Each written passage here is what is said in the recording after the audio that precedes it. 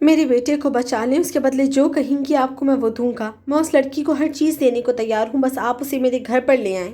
शादान खानजादा ने इंतहाई मिन्नत भरे और रोते हुए लहजे में खाला शमशाद के आगे हाथ जोड़ दिए।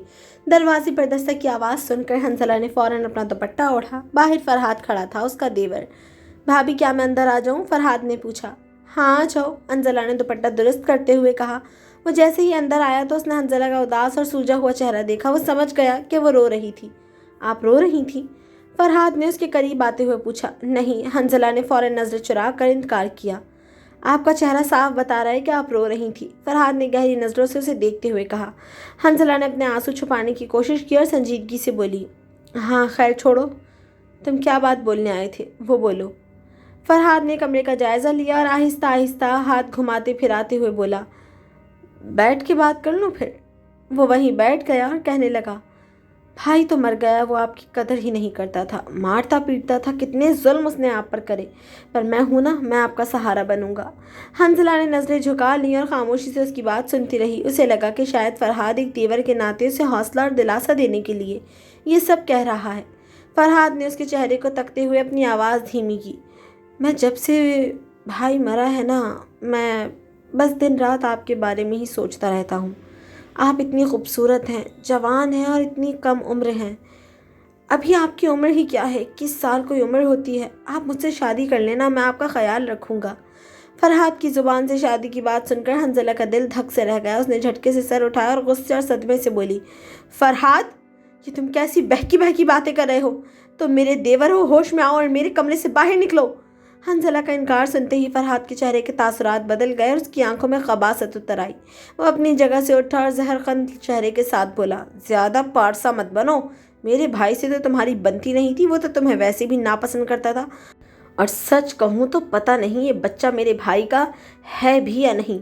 उस घटिया ताने ने हंसला की रूह को छलनी कर दिया। फरहाद, वो चिल्लाई, लेकिन फरहाद ने एक ना सुनी। वह हैवान की तरह आगे बढ़ा और उसने ज़बरदस्ती हंसला का हाथ पकड़कर उसे अपने करीब खींचने की कोशिश की। हंसला खौफ और कराहियत से कांप उठी। उसने अपने दूसरे हाथ से पूरी ताकत लगाकर फरहाद को पीछे धकेला, अपना हाथ छुड़ाया और रात के अंधेरे में अपने बेटे को गोद में लेकर उसी वक्त पागलों की तरह घर से भाग गई। वो तेज कदमों से सुनसान और अंधेरी सड़क पर भाग रही थी। उसका सांस फूला हुआ था और दिल सीने से बाहर आने को था। तभी सामने से एक पुरानी मोटरसाइकिल आई, जिसकी लाइट हंसला पर पड़ी। मोटरसाइकिल सवार ने फौरन ब्रेक लगाई। वो फ़हीम था, हंसला के मरहूम शौहर का करीबी दोस्त।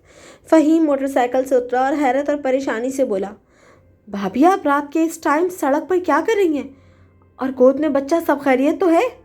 फ़हीम को सामने देखकर हंसला के सब्र का बंध टूट गया। वो फूट फूट कर रो पड़ी। उसकी हिचकियां बंद गईं। फ़हीम भाई, मुझे मुझे बचा लो, मुझे बचा लीजिए, मुझे बचा लीजिए। हंसला ने रोते हुए कांपती आवाज़ में गिड़गिड़ा गिड़गिड़ा कर कहा। उसने अपने बच्चे को सीने से और कसकर लगा लिया। हंसला की हालत देखकर फ़हीम का दिल भर आया। उसने तसल्ली देते हुए कहा। भाभी, आप रोए नहीं, जब तक मैं जिंदा हूँ कुछ नहीं होगा आपको। आप मेरे साथ घर चले, वहाँ फिज़ा आपका ख्याल रखेगी। फ़हीम ने हंसला को ढारस बंधाई और बड़े एहतराम से मोटरसाइकिल की तरफ इशारा किया। हंसला ने अपने रोते हुए बच्चे को संभाला और फ़हीम ने उसे मोटरसाइकिल पर इंतहाई एहतियात से बिठाया। वो उसे अपने साथ अपने छोटे से घर ले आया। घर पहुँचते ही उसने अपनी बीवी फिज़ा को आवाज़ दी, जिसने हंसला को उस हाल में देखकर फौरन गले से लगा लिया और उसे अपने पास पनाह दी। वक्त गुजरने के साथ साथ हंसला का बेटा शाफे अब धीरे धीरे बड़ा हो रहा था। वो अपनी माँ के साथ खेलता रहता, कभी थोड़ी बहुत ऊँ गाँ की आवाज़ें निकालता तो कभी अपनी माँ के सीने से लगकर दूध पीता रहता। शाफे ही अब हंसला की जीने की वाहिद वजह था। एक दिन हंसला अपने बेटे को दूध पिलाकर उसे बिस्तर पर लिटाकर कमरे से बाहर की तरफ बढ़ने लगी कि अचानक उसके कानों में फ़हीम और उसकी बीवी फिज़ा की धीमी मगर साफ आवाज़ें गूंजी। वो दोनों बावर्ची खाने में खड़े बहस कर रहे थे। और कब तक ये यहाँ पड़ी रहेगी? फ़हीम के लहजे में अजीब सी बेजारी और हकारत थी। फिज़ा ने दबी आवाज़ में कहा। अजी, वो कहाँ जाएगी? वो तो खुद अपने घर से भाग कर आई है, उसका कोई सहारा नहीं है। यहाँ रह रही है तो फिर हमारी कुछ मदद तो करे, मुफ्त की रोटियाँ कब तक तोड़ेगी? फ़हीम चिढ़ कर बोला। कहाँ से करेगी मदद? खुद बेसहारा है, 1 रुपया नहीं है उसके पास। फिज़ा ने सफाई दी। तुमने देखा नहीं उसके कानों में कितने मोटे मोटे सोने के टॉप्स हैं? اگر وہ ہاتھ لگ جائے نا، آج کل سونا اتنا مہنگا ہے، 3-4 لاکھ تو کہیں نہیں گئے۔ فہیم کی آنکھوں میں لالچ چمک رہی تھی۔ فضا نے بھی لہجہ بدلتے ہوئے کہا، ارے ہاں میں نے دیکھا ہے، اس کے گلے میں ایک بھاری سی چین بھی ہے اور ہاتھوں میں انگوٹھیاں بھی ہیں، ہمارے بہت کام آئیں گی، وہ تو پوری سونے سے لدی ہوئی ہے۔ فہیم نے اصرار کرتے ہوئے کہا، ہاں تو بس کسی طرح پہلے وہ بندے لو، پھر آہستہ آہستہ باقی زیور بھی لے لینا۔ دروازے کے پیچھے کھڑی حنزلہ نے جب یہ سب سنا تو اس کے پیروں تلے سے زمین نکل گئی، اس کا دل بری طرح دھڑکنے لگا۔ اس نے سوچا اب میں یہاں بھی نہیں رہوں گی جہاں لوگ میرے زیورات پر نظر جمائے بیٹھے ہیں۔ وہ فوراً کمرے میں آئی اور خود کو سنبھالا۔ اس نے ایک چال چلنے کا فیصلہ کیا۔ وہ باہر آئی اور پریشان شکل بنا کر بولی، فضا بھابھی، شافی کی طبیعت بہت خراب لگ رہی ہے، اسے تیز بخار ہے، میں اسے ڈاکٹر کو دکھانے جا رہی ہوں ہسپتال۔ فضا نے جھٹ سے کہا، ارے میں بھی ساتھ چلتی ہوں نا۔ نہیں نہیں بھابھی، آپ گھر سنبھالیں، میں اکیلی چلی جاؤں گی، بس ابھی تھوڑی دیر میں دکھا کر آ جاؤں گی، حنزلہ نے جلدی سے کہا۔ اس نے اپنا چھوٹا سا بیگ اٹھایا جس میں اس نے زیورات اور شافی کا سامان چھپایا تھا، اپنے بیٹے کو گود میں لیا اور اس گھر سے ہمیشہ کے لیے نکل گئی۔ حنزلہ بھاگتے ہوئے ایک بڑے سرکاری ہسپتال میں پہنچ گئی۔ وہاں شدید بھیڑ تھی، لوگ زمین پر بیٹھے ہوئے تھے اور ہر طرف بیماری، لاچاری اور غربت کا سما تھا۔ کوئی اپنے مریض کے لیے رو رہا تھا تو کوئی دوائیوں کی لائن میں کھڑا تھا۔ حنزلہ بھی ایک کونے میں بینچ پر بیٹھ گئی اور پورا دن وہیں روتے روتے گزار دیا۔ اس کے پاس نہ رہنے کا ٹھکانہ تھا اور نہ کھانے کے پیسے۔ بھوک کے مارے اس کا برا حال تھا، لیکن وہ اپنے سے زیادہ شافی کے لیے پریشان تھی۔ شام کے وقت وہیں بینچ پر بیٹھی ایک دوسری عورت نے حنزلہ کی حالت دیکھی۔ وہ عورت اپنے کسی مریض کے پاس آئی ہوئی تھی۔ اس عورت نے ایک ٹفن حنزلہ کی طرف بڑھایا اور نرمی سے بولی، بہن یہ کھانا میں نے اپنی دادی کے لیے لیا تھا، پر وہ مریض ہے نا تو وہ کھا نہیں رہی۔ تم صبح سے یہیں بیٹھی رو رہی ہو، بچہ بھی ساتھ ہے، تم یہ کھا لو۔ یہ چھولے کے چاول ہیں۔ حنزلہ نے اس عورت کی طرف دیکھا۔ بھوک اور بے بسی کے اس لمحے میں وہ کھچڑی اس کے لیے کسی نعمت سے کم نہیں تھی۔ شکریہ، حنزلہ نے روتے ہوئے کہا اور وہ چاول کھانے لگی۔ یہی چاول اس دن کا اس کا واحد کھانا تھا۔ وہ وہیں سرکاری اسپتال کے ایک سرد کونے میں وہ اپنے بچے کو سینے سے لگائے بیٹھی رہی، یہ سوچے بغیر کہ اگلی صبح اس کے لیے کیا لے کر آئے گی۔ حنزلہ چاول کے چند لقمے لے کر دوبارہ گہری فکروں میں گم ہو گئی۔ ہسپتال کی پیلی لائٹوں کے نیچے جہاں ہر طرف مریضوں کی آہو پکار تھی، وہ اپنے 8 مہینے کے شافے کو سینے سے لگائے یہ سوچ رہی تھی کہ اب اس رات کے بعد وہ کہاں جائے گی۔ آنسو خاموشی سے اس کے گالوں پر بہہ رہے تھے۔ تبھی ایک بوڑھی اماں جن کے چہرے پر بلا کی مخلصیت، سادگی اور نور تھا، دھیمے قدموں سے چلتی ہوئی حنزلہ کے پاس آئیں۔ انہوں نے حنزلہ کے جھکے ہوئے کندھے پر انتہائی نرمی سے اپنا کانپتا ہوا ہاتھ رکھا۔ حنزلہ نے چونک کر اوپر دیکھا۔ کیا ہوا بیٹی، یہاں اس حال میں کیوں بیٹھی ہوئی ہو؟ ان بوڑھی اماں نے انتہائی شفقت اور مخلص بھری آواز میں پوچھا۔ ان کے لہجے کا خلوص دیکھ کر حنزلہ کے ضبط کا بند ٹوٹ گیا۔ اماں، حنزلہ نے روندے ہوئے گلے سے کہا اور ہچکیاں لیتے ہوئے انہیں اپنی پوری کہانی سنانے لگی۔ اس نے روتے ہوئے بتایا کہ کس طرح اس کے شوہر کے مرنے کے بعد اس کے سگے دیور فرہاد نے اس کی مجبوری کا فائدہ اٹھانا چاہا، اس پر گندے طعنے کسے اور اس کی عزت لوٹنے کی کوشش کی۔ وہ وہاں سے جان بچا کر بھاگی تو شوہر کا دوست فہیم اور اس کی بیوی فضا اسے اپنے گھر لے گئے، لیکن وہ دونوں بھی مخلص نہیں نکلے، بلکہ اس کے پاس موجود سونے کے زیورات اور ٹاپس کے لالچی بن گئے۔ وہ وہاں سے بھی اپنے معصوم بچے کو لے کر بھاگ آئی ہے۔ اب وہ بالکل بے سہارا ہے اور اسے سمجھ نہیں آ رہا کہ وہ کہاں جائے۔ حنزلہ کے حالات کا دکھ اور اس کے دیور فرہاد کی بدتمیزی کی پوری بات سننے کے بعد ان بوڑھی اماں نے اس کے آنسو پوچھے اور اس کے چہرے پر نظر رکھی۔ وہ حنزلہ کے دل کا خوف اور سچائی جان چکی تھی۔ انہوں نے نرمی سے مسکراتے ہوئے کہا، بیٹا دنیا میں ہر کوئی ایک جیسا نہیں ہوتا۔ اگر کچھ لوگ لالچی اور برے نکلیں تو اس کا مطلب یہ نہیں کہ دنیا سے انسانیت ختم ہو گئی ہے۔ تو ایک کام کر، میرے ساتھ میرے گھر چل۔ سرکار نے مجھے ایک چھوٹا سا کوارٹر دیا ہوا ہے، میرے آگے پیچھے کوئی بھی نہیں، اکیلی جان ہوں، خود کماتی ہوں، خود کھاتی ہوں۔ ہسپتال میں سب مجھے خالہ شمشاد کہتے ہیں، تو بھی مجھے خالہ کہہ لیا کر اور میرے گھر میں رہ لے۔ حنزلہ نے حیرت اور شکر گزاری سے خالہ شمشاد کی طرف دیکھا۔ وہ خاموشی سے اپنے بیٹے شافی کو گود میں لیے خالہ شمشاد کے ساتھ ان کے سرکاری کوارٹر میں آ گئی۔ گھر چھوٹا سا تھا لیکن وہاں سکون تھا۔ اگلی صبح خالہ شمشاد ہسپتال کی نرسری سے شافی کے لیے پیمپرز لے کر گھر آئیں۔ انہوں نے وہ پیمپرز حنزلہ کے ہاتھ میں تھمائے۔ حنزلہ نے حیرت سے انہیں دیکھتے ہوئے پوچھا، خالہ یہ کیا ہے؟ خالہ شمشاد ہنس کر بولی، یہ بچوں کے لیے ہوتے ہیں، پیمپرز کہتے ہیں انہیں۔ سرکار نے دیے ہوئے ہیں، یہ بھی تو بچہ ہی ہے نا، تیرے کام آ جائیں گے، رکھ لے۔ حنزلہ کا دل خالہ شمشاد کے اس خلوص پر بھر آیا۔ وہ اب خود کو بالکل محفوظ محسوس کر رہی تھی۔ تشریف رکھیے، مجھے طارق صاحب نے بتایا تھا کہ آپ آنے والے ہیں، میں بس اسی لیے رکا ہوں، ورنہ میری ڈیوٹی آورز تو کب کی ختم ہو چکی ہیں۔ چائلڈ اسپیشلسٹ ڈاکٹر نے شادان کو سامنے رکھی کرسی پر بیٹھنے کا اشارہ کرتے ہوئے نرمی سے کہا۔ شادان خانزادہ جو گود میں اپنی ننھی جان کو لیے پریشانی کی تصویر بنا ہوا تھا، کرسی پر بیٹھتے ہوئے بولا، بہت شکریہ سر آپ کا، لائیے بچے کو مجھے دکھائیے۔ ڈاکٹر نے بچے کو اپنے پاس لٹایا اور اس کا معائنہ کرنے لگے۔ انہوں نے تشویش سے سر ہلایا، اس کا وزن تو بہت کم ہے، کتنے دن کا ہے یہ بچہ؟ سر 1 ہفتے کا، 7 دن، شادان نے بھرائی ہوئی آواز میں جواب دیا۔ 7 دن، اور یہ رپورٹس؟ ڈاکٹر نے شادان کے ہاتھ سے فائل لیتے ہوئے پوچھا۔ جی یہ سب اس کی پیدائش کے وقت کی رپورٹس ہیں۔ شادان نے فائل آگے بڑھائی۔ ڈاکٹر نے رپورٹس پر نظر دوڑائی اور حیرت سے بولے، پیدائش کے وقت اس کا وزن ماشاءاللہ کافی اچھا تھا، 5 کلو تھا، لیکن اب اچانک اتنا گر گیا ہے کہ صرف 1 کلو کے قریب رہ گیا ہے۔ اس کی والدہ ساتھ نہیں آئی؟ شادان کا دل تڑپ اٹھا۔ اس نے نظریں جھکا لی اور گلوگیر آواز میں بولا، میری بیوی اس کی پیدائش کے 2 گھنٹے بعد ہی اس دنیا سے چلی گئی تھی۔ ڈاکٹر کے چہرے پر افسوس کے تاثرات ابھر آئے۔ انہوں نے ہمدردی سے کہا، oh I am sorry for your loss, it's okay. Shadan نے اپنے آنسو ضبط کرتے ہوئے دھیمی آواز میں کہا۔ ڈاکٹر نے فائل بند کی اور سنجیدگی سے شادان کی طرف دیکھا۔ دیکھیں شادان صاحب، آپ کا بچہ جسمانی طور پر بالکل ٹھیک ہے، لیکن بس اس کو ماں کے دودھ کی سخت ضرورت ہے۔ ماں کے دودھ کے بغیر اس کا زندہ رہنا ناقابل یقین اور ناممکن سی بات ہے، کیونکہ ماں کے دودھ میں بہت سی بیماریوں سے لڑنے کی طاقت ہوتی ہے۔ یہ صرف غذا نہیں، بچے کے لیے شفا ہے جو اسے انفیکشن اور ہر قسم کی کمزوری سے بچاتی ہے۔ بازار کا کوئی بھی ڈبے کا دودھ اس کا نعم البدل نہیں ہو سکتا۔ اگر اسے ماں کا دودھ نہ ملا تو اس کی جان کو شدید خطرہ ہے۔ شادان ہنوز بے بسی سے ڈاکٹر کی باتیں سن رہا تھا اور اس کا دل ڈوب رہا تھا۔ اسی دوران کیبن کا دروازہ کھلا اور خالہ شمشاد جو اس ہسپتال کی ملازمہ تھی، ڈاکٹر کے لیے ٹرے میں چائے لے کر اندر داخل ہوئیں۔ انہوں نے شادان کے چہرے پر لکھی بے بسی اور گود میں موجود معصوم بچے کو دیکھا۔ خالہ شمشاد چائے کی ٹرے میز پر رکھ کر جیسے ہی مڑی، ان کی نظر شادان کی گود میں بلکتے ہوئے معصوم بچے پر پڑی۔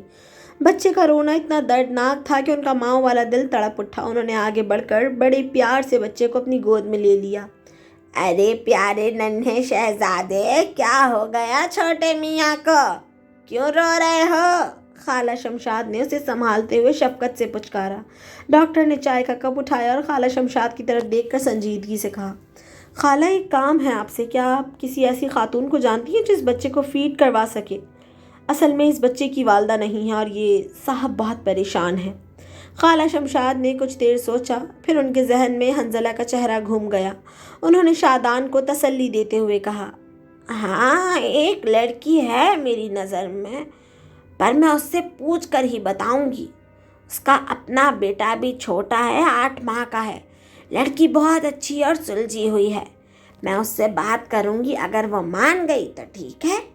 خالہ شمشاد کے منہ سے یہ بات سنتے ہی شادان کی آنکھوں سے آنسو بہہ نکلے۔ اس کی ڈوبتی ہوئی امیدوں کو سچ مچ ایک سہارا مل گیا تھا۔ وہ اب مزید اپنی تکلیف چھپا نہ سکا۔ اس نے تڑپ کر خالہ شمشاد کے آگے ہاتھ جوڑ دیا اور منت بھرے لہجے میں روتے ہوئے بولا، خالہ اگر وہ لڑکی مان جائے تو میں آپ کو ذاتی گھر لے کر دوں گا، میں آپ کو حج کرواؤں گا، آپ کو زندگی کی ہر آسائش، بہت کچھ دوں گا، بس میری اس معصوم جان کو بچا لیجیے، اسے میرے گھر لے آئیے۔ خالہ شمشاد نے حیرت اور صدمے سے شادان کی طرف دیکھا۔ وہ سمجھ نہیں پا رہی تھی کہ ایک عام سا دکھنے والا انسان اتنے بڑے بڑے وعدے کیسے کر رہا ہے۔ ان کی حیرت دیکھ کر ڈاکٹر نے فوراً بات سنبھالی اور بولے، بالکل خالہ، یہ جو کہہ رہے ہیں سچ کہہ رہے ہیں۔ یہ شہر کے بہت بڑے بزنس مین ہیں، شادان خانزادہ۔ اصل میں مجھ سے ملنے کے لیے انہیں اس گورنمنٹ ہسپتال آنا پڑا کیونکہ آج میرے پرائیویٹ کلینک پر جانے کا دن نہیں تھا۔ ان کے بچے کی طبیعت بہت خراب ہے، ڈاکٹر طارق نے انہیں میرے پاس ریفر کیا ہے۔ شادان نے فوراً اپنی جیب سے ایک وزٹنگ کارڈ نکالا اور خالہ شمشاد کی طرف بڑھاتے ہوئے بولا، خالہ اگر وہ مان جائے تو اسے اس پتے پر میرے گھر لے آئیے گا، اور اگر وہ نہ بھی مانے تو میری ایک بار ضرور کروا دیجیے گا، میں خود بات کر کے اسے راضی کر لوں گا۔ خالہ شمشاد نے وہ کارڈ اپنے ہاتھ میں لیا اور بچے کو پیار کر کے واپس شادان کی گود میں دے دیا۔ ان کے دل نے فیصلہ کر لیا تھا کہ وہ حنزلہ سے اس معصوم بچے کے لیے ضرور بات کریں گی۔ خالہ شمشاد جیسے ہی اپنے سرکاری کوارٹر کے دروازے سے اندر داخل ہوئیں وہ حیران رہ گئیں۔ پورا گھر چمک رہا تھا، ہر چیز اپنی جگہ پر سلیقے سے سجائی ہوئی تھی۔ حنزلہ نے نہ صرف پورے گھر کی صفائی کی تھی بلکہ برتن اور تمام چیزیں بالکل سمیٹ کر رکھ دی تھیں۔ باورچی خانے سے بھینی بھینی خوشبو آ رہی تھی اور دسترخوان پر کھانا پلیٹوں میں نکال کر لگا ہوا تھا، جہاں حنزلہ خالہ کا ہی انتظار کر رہی تھی۔ خالہ شمشاد کو دیکھ کر حنزلہ نے مسکرا کر سلام کیا اور بولی، خالہ آ گئیں آپ؟ میں نے سوچا کہ پورا دن فارغ تھی تو کیوں نہ کھانا وانا بنا لوں اور گھر بار صاف کر دوں۔ خالہ شمشاد کا دل حنزلہ کے اس سلیقے اور محبت پر باغ باغ ہو گیا۔ انہوں نے خوش ہو کر حنزلہ کو گلے سے لگا لیا اور بولی، بیٹا تو بہت نصیبوں والی ہے۔ حنزلہ کے چہرے پر ایک اداسی سی ہنسی ابھر آئی۔ وہ دھیمی آواز میں بولی، کیسے نصیب خالہ، شوہر مر گیا، ماں باپ مر گئے، سر پر گھر کی چھت نہیں ہے اور لوگوں سے اتنی ٹھوکریں کھائیں۔ ہاں شاید آپ مل گئیں اسی لیے آپ کہہ رہی ہیں کہ میں نصیبوں والی ہوں۔ خالہ شمشاد نے اس کا ہاتھ تھاما اور نرمی سے بولی، نہیں بیٹا، یہ سمجھ کہ تجھے ایک نوکری مل گئی ہے۔ پھر خالہ شمشاد نے دسترخوان پر بیٹھ کر حنزلہ کو شادان خانزادہ اور اس کے 7 دن کے بھوکے بچے کے بارے میں سب کچھ بتایا۔ انہوں نے بتایا کہ کس طرح اس معصوم بچے کا وزن کم ہو رہا ہے اور وہ زندگی اور موت کی جنگ لڑ رہا ہے۔ خالہ کی بات سن کر حنزلہ پہلے تو گہری حیرانی میں ڈوب گئی، پھر اپنے بیٹے شافع کو دیکھ کر اس کا ماں والا دل تڑپ اٹھا۔ وہ بولی، خالہ آپ کہہ تو صحیح رہی ہیں، ایک بچے کی زندگی سے بڑھ کر اور کیا ہوگا۔ میں خود بھی ایک ماں ہوں، لیکن میں آپ سے صبح تک کا وقت مانگتی ہوں، میں صبح تک سوچ کر جواب دوں گی۔ خالہ شمشاد نے محبت سے اس کے سر پر ہاتھ پھیرا۔ ہاں بیٹا سوچ لے، آرام سے سوچ کے مجھے جواب دے دے۔ اس رات حنزلہ کی آنکھوں سے نیند کوسوں دور تھی۔ وہ پوری رات جاگتی رہی، کروٹیں بدلتی رہی اور اسی بارے میں سوچتی رہی۔ اگلی صبح جب خالہ شمشاد بیدار ہوئی تو حنزلہ نے ان کے پاس آ کر کہا، خالہ میں آپ کی بات مان چکی ہوں، میں آپ کے ساتھ شادان صاحب کے گھر چلوں گی، پر میری ایک شرط ہے۔ ٹھیک ہے بیٹا، وہ تجھ سے ملنا بھی چاہتا ہے، تو ایک بار میرے ساتھ چل اور اس سے مل لے، پھر جو تجھے صحیح لگے تو خود ہی اس کے منہ پر کہہ دیو۔ حنزلہ نے اس بات میں سر ہلا دیا۔ اس کے بعد خالہ شمشاد حنزلہ اور اس کے بیٹے شافع کو لے کر شادان خانزادہ کے پتے پر روانہ ہو گئیں۔ بنگلے کے باہر پہنچ کر خالہ شمشاد نے زندگی میں پہلی بار اتنا بڑا اور عالیشان گھر دیکھا تھا۔ وہ تو بس دیکھتی ہی رہ گئیں۔ ان کی نظروں میں حیرت سے ایک ایک چیز، فوارے، عمارت کی بناوٹ خود تک رہی تھی، لیکن حنزلہ بالکل نارمل تھی۔ اس کے چہرے پر نہ کوئی حیرت تھی اور نہ ہی کسی چیز کو دیکھنے کی حسرت۔ اسے بالکل بھی ایسا نہیں لگ رہا تھا کہ وہ کسی نئی یا بہت بڑی جگہ پر آئی ہے، وہ بالکل نارمل رہی۔ خالہ شمشاد نے آگے بڑھ کر بڑے دروازے پر کھڑے چوکیدار سے کہا، بھائی وہ صاحب نے ہمیں بلایا ہے، بچے کے سلسلے میں آئے ہیں۔ چوکیدار نے احترام سے سر ہلایا اور بڑے آرام سے بولا، جی آئیے، اندر تشریف لائیے۔ بنگلے کے اندر داخل ہوتے ہی ایک ملازم نے انہیں بڑے سے ڈرائنگ روم میں بٹھا دیا۔ خالہ وہاں کی نفاست دیکھ ہی رہی تھی کہ اندر سے شادان خانزادہ نمودار ہوا۔ جیسے ہی شادان ڈرائنگ روم میں داخل ہوا، حنزلہ پر نظر پڑتے ہی وہ کچھ لمحوں کے لیے وہیں ٹھٹک کر رہ گیا۔ اس نے زندگی میں اتنی بلا کی خوبصورت اور پروقار لڑکی نہیں دیکھی تھی، جتنے سلیقے سے صوفے پر بیٹھی تھی اور اس کی گود میں ایک پیارا سا بچہ یعنی شافع سو رہا تھا۔ اگلے ہی لمحے شادان نے خود کو سنبھالا اور آگے بڑھ کر خالہ سے سلام کیا۔ السلام علیکم خالہ۔ خالہ نے مسکرا کر سلام کا جواب دیا۔ وعلیکم السلام بیٹا، کیسے ہو؟ میں ٹھیک ہوں خالہ، آپ نے اسے میری ساری بات بتا دی؟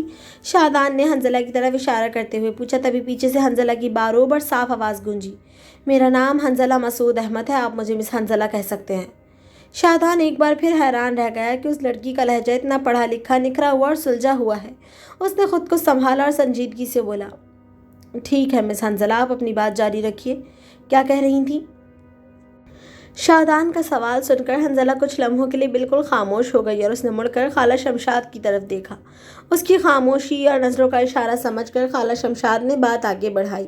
خالہ شمشاد نے شادان کی طرف دیکھا اور دبی آواز میں بولی، بیٹا اس کی ایک شرط ہے، یہ بغیر نکاح کے یہاں نہیں رہ سکتی، یہ نکاح کر کے ہی اس گھر میں رہے گی۔ खाला शमशाद की बात सुनकर शादान एक लम्हे के लिए खामोश हुआ। वो अपने बेटे की ज़िंदगी के लिए कुछ भी करने को तैयार था, इसलिए वो फ़ौरन मान गया। उसने खाला शमशाद की तरफ देखा और दबी आवाज़ में पूछा, ठीक है खाला, मैं तैयार हूँ, लेकिन क्या मुझे सारी ज़िंदगी इसकी ज़िम्मेदारी उठानी पड़ेगी? शादान का ये सवाल अभी फ़िज़ा में ही था कि हंजला ने फ़ौरन बीच में बात काटते हुए बड़े पुरअज़म और ख़ुददार लहजे में कहा, नहीं, जैसे ही आपका बेटा सेहतयाब हो जाएगा, बच्चा बिल्कुल ठीक हो जाएगा, ये रिश्ता भी वहीं ख़त्म हो जाएगा। हंजला की उस हद दर्जे की खुददारी और गैरत पर शादान एक बार फिर हैरान रह गया। उसे हंजला का ये अंदाज़ दिल से अच्छा लगा। उसने सर हिलाया और बोला, ठीक है, मुझे मंजूर है। उसी वक्त फ़ौरन मौलवी साहब को बंगले पर बुलाया गया। कोई धूमधाम नहीं हुआ, कोई शोर शराबा नहीं, बस इंतहाई सादगी के साथ दो लोग जो अपनी अपनी मजबूरियों और हालात के तहत एक दूसरे से जुड़े थे, निकाह के पाक बंधन में बंध गए। निकाह के फ़ौरन बाद बंगले की एक मुलाजमा हंजला को लेकर ऊपर की मंजिल पर गई। वो शादान का कमरा नहीं था, बल्कि एक दूसरा बहुत ही खूबसूरत, बड़ा और साफ़ सुथरा कमरा था, जहाँ बच्चे की ज़रूरत की हर एक चीज़ पहले से मौजूद थी। मुलाजिमा के जाने के बाद हंजला ने कमरे का दरवाज़ा बंद किया। उसने बिस्तर पर लेटे हुए शादान के मासूम और कमज़ोर बेटे को देखा, जिसका वज़न भूख की वजह से बहुत गिर चुका था।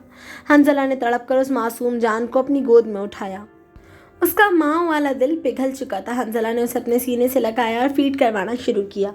मासूम बच्चा, जिसे पिछले कई दिनों से माँ का दूध नहीं मिला था, खूब अच्छे से दूध पीने लगा। उसके छोटे से चेहरे पर अब सुकून के तासुरात उभर रहे थे और हंजला अपने 8 महीने के बेटे शाफिया और शादान के उस नन्हे बच्चे को देखकर एक गहरा सांस लेकर वहीं बैठ गई।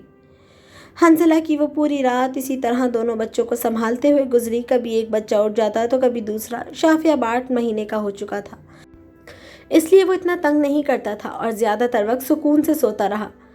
लेकिन शादान का मासूम बेटा, जो अभी सिर्फ चंद दिन का था, रात भर हंजला के सीने से लगकर सुकून से सोता रहा। अगली सुबह जैसे ही सूरज की पहली किरण कमरे में आई, शादान का बेटा अचानक ज़ोर ज़ोर से रोने लगा। हंजला ने तड़प कर उसे गोद में उठाया और बहलाने लगी। अभी वो उसे चुप करा ही रही थी कि अचानक कमरे का दरवाज़ा झटके से खुला और शाहजहान खानज़ादा बगैर दस्तक दिए अंदर दाखिल हो गया। वो रात भर अपने बच्चे की फिक्र में सो नहीं पाया था। जैसे ही उसने बच्चे के रोने की आवाज़ सुनी, वो घबरा कर सीधा अंदर चला आया। इसे देखो, इसे क्या हुआ है, ये क्यों रो रहा है? शाहजहान ने आते ही फिक्रमंदी और थोड़े सख्त लहजे में हंजला से पूछा। हंजला ने फ़ौरन अपने गले में गिरे दुपट्टे को सलीके से अपने सर और कंधों पर फैलाया। उसने शाहजहान की तरफ देखा। उसकी आंखों में कोई खौफ नहीं था, बल्कि एक पुख्तगी थी। बच्चे बहुत सी वजह से रोते हैं, हंजला ने इंतहाई पुरसुकून मगर मजबूत आवाज़ में जवाब दिया। फिर उसने शाहजहान की आंखों में देखते हुए उसे टोका, और शाहजहान साहब, आपको अंदर आने से पहले दरवाजे पर दस्तक देकर आना चाहिए था।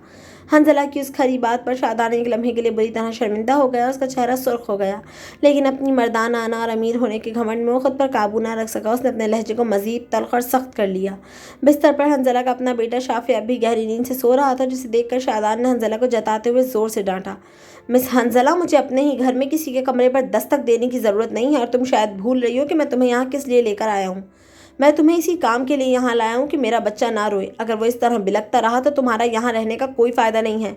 शाहजहान की इन सख्त डांट और कड़वी बात पर हंजला का दिल अंदर से कट कर रह गया, लेकिन वो खामोश रही। उसने पलटकर कोई जवाब नहीं दिया, बस खामोशी से अपने आंसू पी गई। वो दिल ही दिल में सोच रही थी, ये इंसान कितना नाशुक्र है। मैं तो इस मासूम बच्चे को एक मुलाजमा की तरह नहीं, बल्कि सगी माँ की तरह देख रही हूँ। उसका दर्द महसूस कर रही हूँ, और ये मुझे मेरी मजबूरी जता रहा है। हंसला ने बगैर कुछ कहे शाहजहान के रोते हुए बेटे को दोबारा अपने सीने से लगा लिया और उसे थपथपाने लगी। हंसला की गोद की गरमाइश पाते ही वो बच्चा धीरे धीरे पुरसुकून होने लगा और उसने रोना बंद कर दिया। बच्चे को इतनी जल्दी चुप होता देखकर शाहजहान का गुस्सा भी आहिस्ता आहिस्ता ठंडा होने लगा। वो हंसला के उस साबिराना और पुरवकार अंदाज को देखकर अंदर ही अंदर माइल हुए बगैर न रह सका। वो समझ गया ये लड़की आम लड़कियों जैसी नहीं है। वक्त गुजरने के साथ साथ शाहजहान का वो सख्त रवैया कम होने लगा। वो रोज सुबह और शाम बच्चे को देखने के बहाने कमरे में आता और हंसला को दोनों बच्चों को एक जैसी मोहब्बत से संभालते देखता।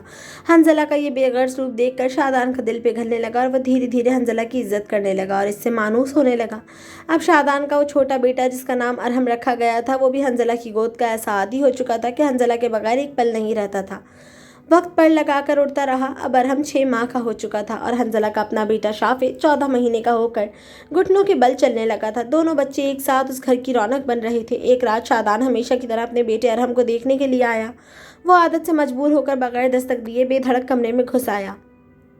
अंदर हंसला अरहम को फीड करवा रही थी। शाहजहान को अचानक अंदर आते देखकर उसने जल्दी से अपना दुपट्टा दुरुस्त किया और गहरी खफगी गुस्से से शाहजहान की तरफ देखा।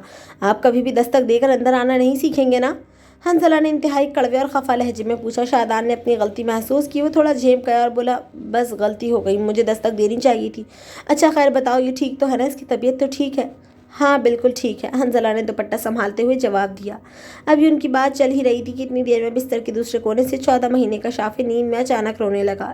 شافع کو اس طرح روتا دیکھ کر شادان کے دل میں نہ جانے کیا جذبہ جاگا، اسے خود بھی پتہ نہیں چلا کہ کس احساس کے تحت اس کے قدم بستر کی طرف بڑھے۔ اس نے فوراً آگے بڑھ کر جلدی سے شافع کو اپنی گود میں اٹھا لیا۔ شادان نے شافع کو اپنے سینے سے لگایا اور پیار سے تھپک تھپک کر سلانے لگا۔ جیسے ہی شافع شادان کے گلے لگا، اسے ایسا سکون ملا کہ اس نے فوراً رونا بند کر دیا اور شادان کے کندھے پر سر رکھ کر سو گیا۔ جب حنزلہ نے شادان کے گلے لگے اپنے بیٹے شافع کو دیکھا تو اس کی آنکھوں میں نمی تیر گئی، اس کا دل بھر آیا اور اس نے فوراً اپنی نظر چرا لی۔ جب دونوں بچے پرسکون ہو گئے تو حنزلہ اور شادان نے انہیں ایک ہی بستر پر لٹا دیا اور دونوں کو ایک ہی کمبل اڑا دیا۔ دونوں معصوم ایک ساتھ کمبل میں لپٹے ہوئے بہت پیارے لگ رہے تھے۔ حنزلہ جیسے ہی مڑی، شادان نے ایک دم سے آگے بڑھ کر اس کا ہاتھ پکڑ لیا۔ حنزلہ بری طرح چوکٹی، اس نے اپنا ہاتھ چھڑانے کی کوشش کی اور غصے سے بولی، یہ کیا کر رہے ہیں شادان صاحب؟ میرا ہاتھ چھوڑیے۔ تم میری بیوی ہو، میرے نکاح میں ہو، ہاتھ تو پکڑ ہی سکتا ہوں، اتنا اوور ایکٹ کیوں کر رہی ہو؟ شادان نے اس کی آنکھوں میں جھانکتے ہوئے کہا، اوور ایکٹ کی بات نہیں ہے، حنزلہ نے تڑپ کر کہا۔ تو پھر بات کیا ہے؟ بتاؤ مجھے، تم نے مجھ سے نکاح کی شرط بھی رکھی تھی، آخر کیا بات ہے؟ شادان نے اصرار کیا۔ تب حنزلہ کے صبر کا بند ٹوٹ گیا، اس نے روتے ہوئے شادان کو اپنے ماضی کا سارا سچ بتا دیا۔ اس نے بتایا کہ کس طرح اس کا مرحوم شوہر اسے مارتا پیٹتا تھا، اس پر ظلم کرتا تھا۔ اس کے مرنے کے بعد اس کے سگے دیور فرحاد نے اس پر گندی نظر رکھی، گھٹیا طعنے دیے اور اس کی عزت لوٹنے کی کوشش کی، جس کی وجہ سے اسے رات کے اندھیرے میں بھاگنا پڑا۔ شادان اس کا پرکشش اور صاف لہجہ دیکھ کر حیرانی سے بولا، تم کافی پڑھی لکھی لگتی ہو۔ ہاں کیونکہ میں پڑھی لکھی ہی ہوں، حنزلہ نے فخر اور دکھ کے ملے جلے لہجے میں کہا۔ اور تمہیں ہر چیز کا سلیقہ بھی ہے؟ شادان نے پوچھا۔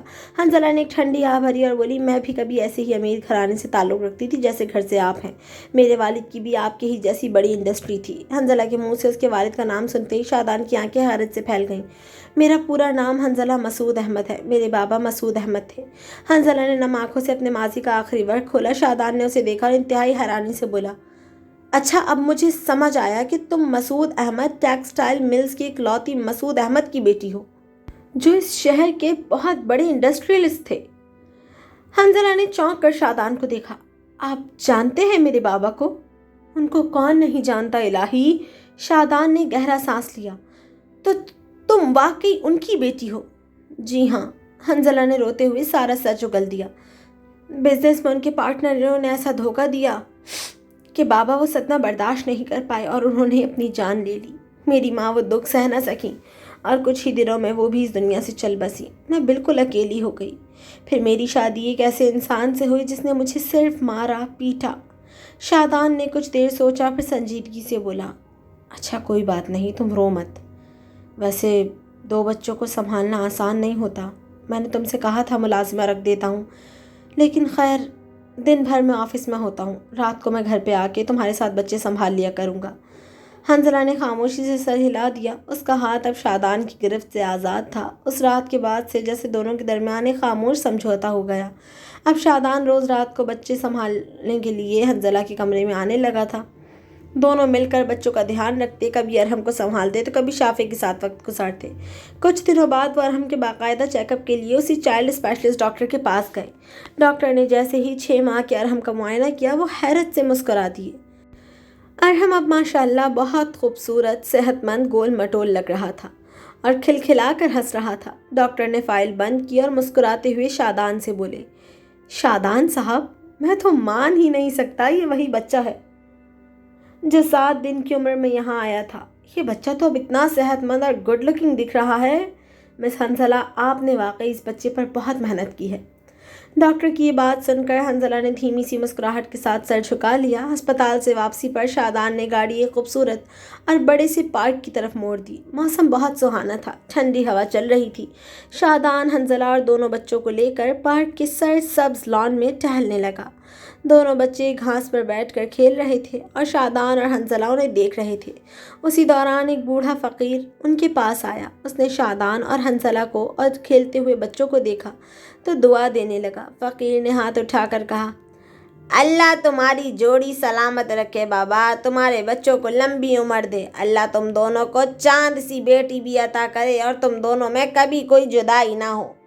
فقیر کی یہ دعائیں سن کر حنزلہ نے فوراً اپنی نظریں چرا لیں اور شافی کو سنبھالنے لگی۔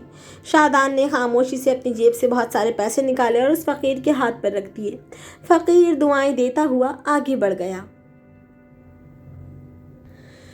شادان روز رات کو آفس سے آنے کے بعد کھانا وانا کھانے کے بعد شافی کو اپنے ساتھ لے کر بیٹھ جاتا تھا۔ وہ اسے اپنی گود میں بٹھا کر کارٹون دکھاتا، جبکہ 9 مہینے کا ارحم اب تھوڑا بہت گو گو گاگا کرنے لگا تھا، کھیلنے لگا تھا، چیزیں پکڑنے لگا تھا اور ہلکی پھلکی باتیں سمجھنے لگا تھا، لیکن وہ ابھی کچھ بولتا نہیں تھا۔ شافی بڑے سکون سے شادان کے ساتھ بیٹھ کر کارٹون دیکھ رہا ہوتا تھا کہ اچانک ایک رات شافی نے شادان کا چہرہ دیکھا اور اس کے منہ سے صاف لفظوں میں نکلا، پاپا پاپا۔ 2 بار شافی کے منہ سے پاپا کا لفظ سن کر پاس کھڑی حنزلہ بری طرح چونک اٹھی۔ اس کا دل جیسے سینے میں دھک سے رہ گیا اور اس کے دل میں ایک تڑپ سی اٹھی۔ وہ اپنے آنسو چھپانے کے لیے فوراً وہاں سے ہٹ گئی اور رونے لگی۔ رات کو دونوں بچوں کو سلانے کے بعد حنزلہ کمرے کی کھڑکی کے پاس بالکل اداس اور گمسم بیٹھی ہوئی تھی اور باہر اندھیرے کو تک رہی تھی۔ تبھی شادان دھیمے قدموں سے کمرے میں آیا اور اسے اس حال میں دیکھ کر اس کے قریب آ کر کھڑا ہو گیا۔ کیا ہو گیا؟ تم ایسے چپ کیوں بیٹھی ہوئی ہو؟ شادان نے اس کے اداس چہرے کو دیکھتے ہوئے پوچھا۔ حنزلہ نے نظریں جھکا لی اور دھیمی آواز میں بولی، کچھ نہیں۔ نہیں کچھ تو ہے۔ ہوا کیا ہے؟ کسی نے کوئی بات بولی ہے تمہیں؟ کسی ملازم نے کوئی بات چیت بولی ہے؟ شادان نے اس کی خاموشی کو بھانپتے ہوئے فکر مندی سے سوال کیا۔ حنزلہ نے ایک گہرا سانس لیا اور بھرائی ہوئی آواز میں پوچھا، وہ شافی نے آپ کو پاپا کب سے بولنا شروع کیا ہے؟ شادان نے اس کی آنکھوں میں دیکھا اور بولا، تقریباً 1 ڈیڑھ ہفتہ ہو گیا۔ پر یہ غلط ہے شادان صاحب، یہ صحیح نہیں ہے۔ حنزلہ نے تڑپ کر اس کی طرف دیکھا۔ آپ اس کے پاپا نہیں ہیں، وہ آپ کا بیٹا نہیں ہے، اور ویسے بھی ہم نے ایک نہ ایک دن یہاں سے چلے جانا ہے، تو اس کو آپ کی عادت نہیں ہونی چاہیے۔ وہ آپ کے بہت قریب ہوتا جا رہا ہے، کل کو جب ہم جائیں گے تو وہ تڑپ جائے گا۔ شادان نے حنزلہ کی بات سنی اور اس کے دل کا یہ ڈر دیکھ کر اس نے ایک قدم آگے بڑھایا۔ اس نے بغیر کچھ کہے ایک دم سے حنزلہ کو اپنی باہوں میں لے لیا۔ حنزلہ اس کے اس اچانک قدم پر چونک اٹھی، لیکن شادان نے اسے خود سے دور نہیں ہونے دیا۔